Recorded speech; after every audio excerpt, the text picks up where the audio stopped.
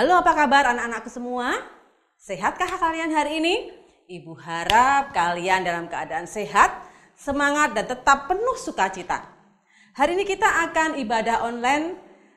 Walaupun kalian di rumah, tapi ibu percaya semangat kalian untuk memuji Tuhan, untuk mendengarkan firman Tuhan dan berdoa kepada Tuhan tidak akan pernah luntur walaupun kita hanya lewat online. Nah, hari ini sebelum ibu mulai ibadah, kita akan pujikan sebuah pujian. Dengar dia panggil nama saya. Dengar dia panggil nama saya, dengar dia panggil namamu. Dengar dia panggil nama saya, juga dia panggil namamu. Ku jawab ya, ya, ya. Ku jawab ya, ya, ya.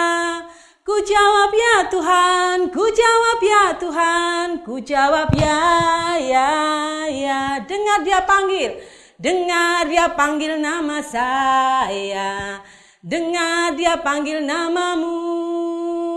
Dengar dia panggil nama saya, juga dia panggil namamu. Ku jawab ya, ya, ya. Ku jawab ya, ya, ya.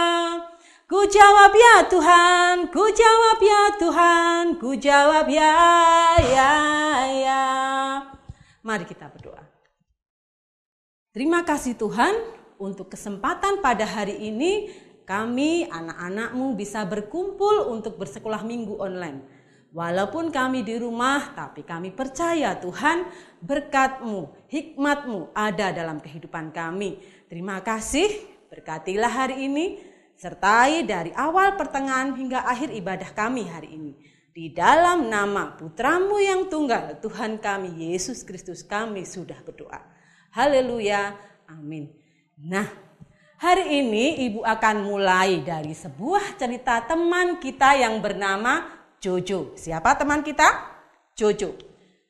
Jojo sangat bersukacita karena di hari ini Jojo mendengar kabar bahwa besok Jojo beserta keluarga akan pergi ke rumah nenek.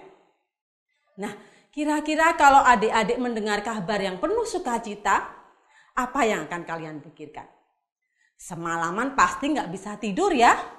Tidur terbangun mengingat bahwa esok hari kita akan piknik, refreshing ke rumah nenek. Tibalah hari yang ditunggu-tunggu oleh Jojo. Hari itu Jojo bersiap-siap untuk pergi ke rumah nenek. Siang hari nanti rencananya bahwa mereka akan berangkat naik kereta api. Tapi pagi-pagi sekali ayah bergegas untuk pergi ke kantor. Ayah ingin menyelesaikan beberapa tugas yang kemarin tertunda. Ayah juga akan meminta izin untuk pergi ke rumah nenek. Dan ibu sibuk sekali dari pagi mengerjakan pekerjaan, menyiapkan bekal, menyiapkan barang-barang yang harus dibawa ke tempat nenek. Tapi sayang anak-anak, ada satu masalah. Adik kecil Jojo yang bernama si JJ hari ini rewel, nangis terus-menerus. Kira-kira apa ya penyebabnya?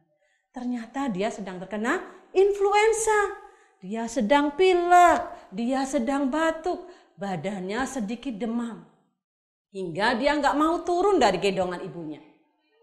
Nah, yang seharusnya ibunya harus menyiapkan bekal makanan, yang seharusnya ibu harus packing pakaian, yang seharusnya ibu harus menyiapkan segala macam peralatan yang harus dibawa ke tempat nenek, menyiapkan oleh-oleh untuk nenek, semuanya tertunda karena adiknya nggak mau lepas dari gendongan.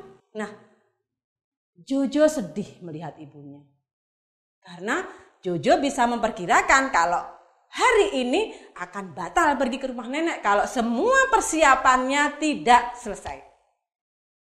Aduh, ibunya kesana kemari menenangkan si JJ. Makanan sarapan pagi belum disiapkan. Harus menyiapkan tempat mandi untuk si adik, belum merebus air. Lalu apalagi, pakaian masih berserakan di tempatnya, belum di-packing dalam koper. Apalagi, cucian piring yang semalam buat makan malam, hari ini belum dicuci. Aduh, padahal hari ini itu jam 8 pagi ada film bagus di televisi. Seharusnya Jojo duduk diam manis di kursi nonton televisi yang kartunya bagus. Tapi melihat ibunya yang mondar-mandir panik karena adiknya sakit dan gak bisa menyelesaikan pekerjaan, Jojo mulai berpikir, dibantu gak ya? Dibantu gak ya? Kira-kira dibantu gak ya? Ibu tadi, Jojo berpikir lagi. Kalau ku bantu, nanti siang tepat jam 12 siang, pekerjaan semua sudah selesai, perlengkapan yang mau dibawa ke tempat nenek juga sudah selesai. Semuanya sudah selesai, mereka bisa berangkat naik kereta api bersama-sama. Satu. Yang kedua, duduk aja santai di depan televisi. Makan camilan sambil nonton film kartun, asik dong pagi-pagi. Tapi dia sedih melihat ibunya yang kecapean. Pekerjaan belum selesai, semua masih berantakan, adiknya terus-menerus menangis. Akhirnya Jojo membuat satu keputusan dalam hidupnya. Adik-adik boleh juga mencontoh si Jojo yang sangat peduli terhadap orang lain. Jojo memutuskan untuk belajar peduli dan bertanggung jawab. Jojo memutuskan untuk membantu ibunya. Nah, belajar dari si Jojo, belajar dari keinginan si Jojo untuk mau belajar membantu ibunya. Padahal Jojo tahu, aku nggak bisa Bu nyuci piring, aku nggak rapi Bu melipat baju, aku nggak bisa Bu nyiapin sarapan. Tapi Jojo punya keinginan yang kuat untuk belajar, kemauannya, keinginannya untuk peduli terhadap sesamanya, untuk peduli pada ibunya yang membuatnya bisa berhasil. Nah, adik-adik, belajar dari tokoh si Jojo, kita akan belajar pula dari tokoh Bapak Musa. Bu Supri akan bercerita tentang kisah Bapak Musa. Mungkin di minggu yang kemarin adik-adik sudah menyaksikan belum ibadah online bersama Kak Rakel dan Kak Lisa? Ceritanya juga tentang Bapak Musa. Kalau yang belum menyaksikan boleh deh lihat lagi di YouTube. Cari ibadah online tanggal 20 September. Nah, di situ adik-adik akan lihat bagaimana perjuangan Bapak Musa bersama bangsa Israel melalui padang gurun keluar dari perbudakan di Mesir. Nah, hari ini Bu Supri akan bercerita tentang kelanjutan dari cerita yang kemarin. Bapak Musa sudah dipilih Allah untuk memimpin bangsa Israel. Dia adalah umat pilihan Allah untuk memimpin bangsa Israel. Sebagai pemimpin, Musa sangat diharapkan bangsa Israel dalam segala hal. Tetapi adik-adik tahu nggak? Ternyata Musa itu sendirian. Dia sendirian mengerjakan setiap bagian tugasnya. Bangsa Israel sangat bergantung padanya. Setiap hari Bapak Musa duduk, mendengarkan keluh kesah dari bangsa Israel. Lalu apa lagi? Menyelesaikan setiap permasalahan yang dialami bangsa Israel. Kira-kira capek enggak ya? Capek lah. Dari pagi sampai sore loh. Mendengarkan semua keluh kesah bangsa Israel. Hanya seorang diri. Lalu bangsa Israelnya capek enggak ya? Ya jelas capek Bu Supri. Nah, kenapa capek? Berdiri loh di sekeliling Bapak Musa dari pagi sampai sore loh. Antri untuk bisa mencari solusi, mencari pemecahan dari masalah mereka lewat Bapak Musa. Keduanya sama-sama capek. Ada lagi yang sampai sore ternyata nggak kebagian giliran, hingga akhirnya masalahnya nggak bisa terpecahkan. Jadi nggak semua pekerjaan bisa terselesaikan oleh di hari itu juga. Kasihan ya Bapak Musa ya, hanya seorang diri. tapi dia sangat bertanggung jawab sebagai pemimpin bangsa Israel.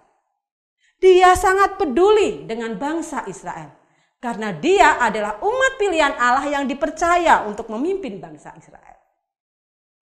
Hingga suatu ketika ayah mertuanya yang bernama Bapak Yitro. Siapa? Yuk kita ulang bersama-sama namanya.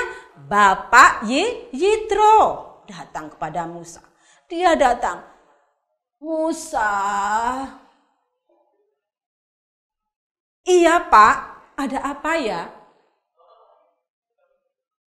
Apa kamu tidak capek nak? Padahal kamu melayani seorang diri semua bangsa Israel. Apa jawab Musa? Tentu capek Pak, sangat capek. Lalu mengapa kamu gak memilih orang-orang dari bangsa Israel untuk membantumu? Apa jawab Musa? Pak, aku belum menemukan orang yang bisa membantu tugas-tugasku. Aku belum menemukan orang yang bisa menyelesaikan semua permasalahan bangsa-bangsaku. Mereka harus banyak belajar. Mereka harus banyak pengalaman supaya bisa menyelesaikan setiap permasalahan kami. Bagaimana aku bisa, Pak, menyerahkan tanggung jawab ini kepada mereka? Ini hanya saran dari Bapak. Carilah orang-orang yang menurutmu bisa dipercaya. Jujur. Bertanggung jawab. Satu lagi Musa, dia harus orang yang takut akan Allah. Kira-kira Bapak Musa mau enggak ya menerima saran dari mertuanya Bapak Yitro? Kira-kira mau enggak adik-adik? Kira-kira mau enggak anak-anak? Musa mulai berpikir. Nah, kira-kira sebelum kita tunggu jawaban dari Bapak Musa, anak-anak nanti setelah ibu selesai menyampaikan firman ini, anak-anak boleh buka di kitab Keluaran 18 ayat 19 sampai 22. Ibu ulang lagi. Anak-anak bisa baca di kitab Keluaran 18 ayat 19 sampai 22. Oke? Nanti dibaca ya. Jangan lupa untuk dibaca. Harus disempatkan waktu untuk membaca Alkitab setiap hari. Nah, Bapak Yitro menyarankan bahwa Musa harus memilih orang-orang yang terpilih untuk membantu tugasnya. Sehingga nanti semua bangsa Israel tidak harus berdiri seharian dari pagi sampai sore. Agar mereka tidak kelelahan. Agar Pak Musa juga tidak capek. Agar semua permasalahan dapat diselesaikan dengan baik. Karena menyelesaikan masalah dalam pikiran yang capek, kondisi tubuh yang capek akan berbeda dengan menyelesaikan masalah di waktu pikiran kita segar, badan kita segar. Nah, Pak Yitro menyarankan hanya memilih orang-orang yang apa tadi? Dapat dipercaya. Dapat dipercaya. Jujur berarti dia nggak mau yang neko-neko, jalannya lurus saja. Nggak mau memakai milik orang lain. Nggak mau mempergunakan harta benda orang lain. Dan satu lagi, punya kemauan yang kuat. Takut akan Tuhan.